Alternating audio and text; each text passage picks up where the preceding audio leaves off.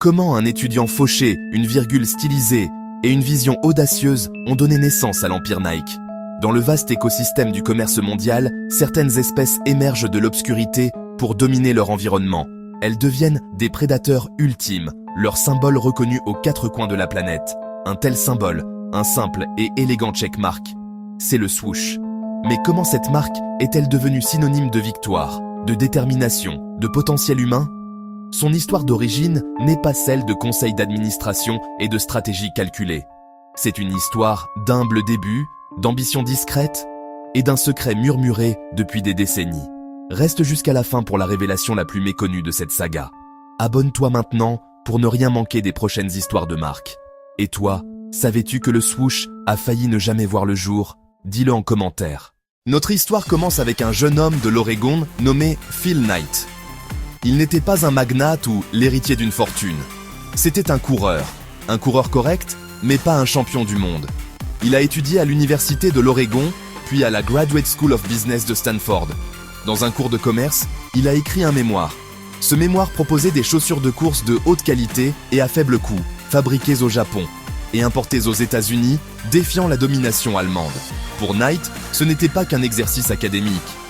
C'était le plan de sa vie. Diplômé, il entreprend un pèlerinage autour du monde. À Kobe, il rencontre Onitsuka Co, fabricant des chaussures Tiger. Sans entreprise, sans bureau et à peine un plan, il se présente comme Blue Ribbon Sports. Les défis furent immenses. Pas de capital risque, seulement un prêt de $50 de son père. Son premier entrepôt, le coffre de sa Plymouth Valiant verte. Il allait de compétition en compétition, vendant aux coureurs, aux entraîneurs, à quiconque l'écoutait. Au jour le jour, il forgeait la résilience et une compréhension intime des besoins des athlètes. Tu connaissais ses débuts dans un coffre de voiture ? Écris-le en commentaire. Aucun organisme ne prospère dans l'isolement.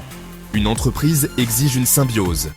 Phil Knight trouve son partenaire indispensable, Bill Bowerman, son ancien coach à l'Oregon. Innovateur acharné, il modifie à la main tout ce qui peut gagner une fraction de seconde. Knight lui envoie des Onitsuka Tiger. Bowerman ne répond pas seulement. Il propose un partenariat. Le sens des affaires de Knight fusionne avec le génie obsessif de Bowerman. Son laboratoire, la piste. Ses sujets, ses coureurs. Il pèse, découpe, remonte, teste. Semelle, tige, amorti. Chaque matière devient variable d'une équation de vitesse. Un matin, à la cuisine, il regarde un gaufrier et a une illumination. Il verse du caoutchouc dans le gaufrier familial, le ruine et crée un prototype de semelle. La semelle, waffle, adhérence supérieure, poids plume. Cette invention transforme l'industrie et devient pierre angulaire du futur succès de Nike. Blue Ribbon Sports se met à croître, lentement, méthodiquement. Le coffre laisse place à une boutique à Santa Monica, gérée par Jeff Johnson, coureur passionné. Johnson bâtit des relations, pointure, habitude, préférence. Une communauté avant tout. Mais la relation avec Onitsuka se tend. Pénurie, doute, le péril grandit avec le rêve. Et toi, aurais-tu pris le risque de créer ta propre marque ?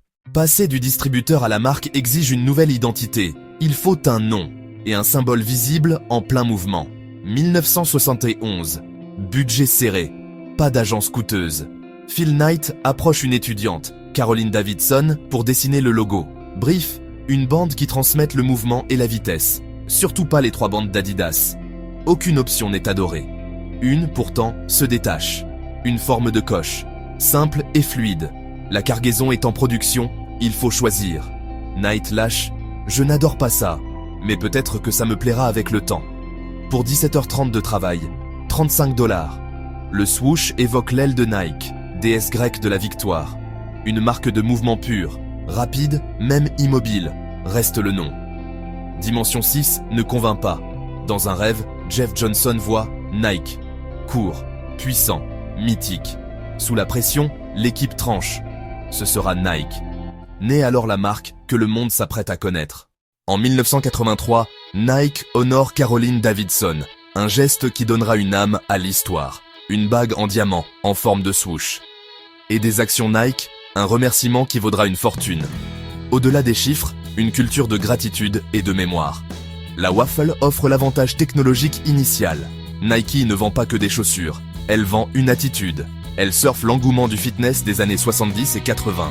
Voix audacieuse, profondément inspirante. Premier héros, Steve Prefontaine. Charisme, rébellion, légende. Coup de maître, Michael Jordan. Air Jordan naît en rouge et noir.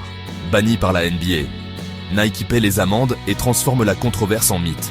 Air Jordan devient phénomène culturel. Le sport rencontre la rue.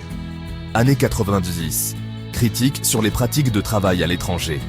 Nike affronte la complexité de sa chaîne d'approvisionnement, amorce des réformes et plus de transparence. Une croissance douloureuse mais nécessaire pour aligner pratiques et valeurs. À travers tout cela, le swoosh demeure. Un symbole d'élan, d'adaptation, de quête. Qu'est-ce qui confère à cette simple marque un pouvoir si profond? Son génie réside dans sa simplicité. Traité en un instant par notre cerveau. Plus qu'un cercle ou un carré, il est intrinsèquement dynamique, orienté vers l'avant. Un départ, une trajectoire, une cause et un effet visuel. Il n'a pas besoin de traduction, même sens partout. Shortcut visuel d'une idée, just do it, présent lors de nos moments de triomphe les plus mémorables. De 35 $ à une icône culturelle et une propriété intellectuelle parmi les plus précieuses. Le swoosh n'est pas qu'un logo, c'est une aile, un arc de mouvement, une marque de victoire. Si tu ne t'es jamais demandé comment un simple dessin pouvait changer le monde, maintenant tu as la réponse. Abonne-toi, commente la prochaine marque que tu veux voir et partage cette vidéo avec quelqu'un qui connaît Nike mais pas cette histoire. Prochaine vidéo, les secrets derrière d'autres empires. Et toi, quelle autre marque veux-tu découvrir? Écris-le en commentaire.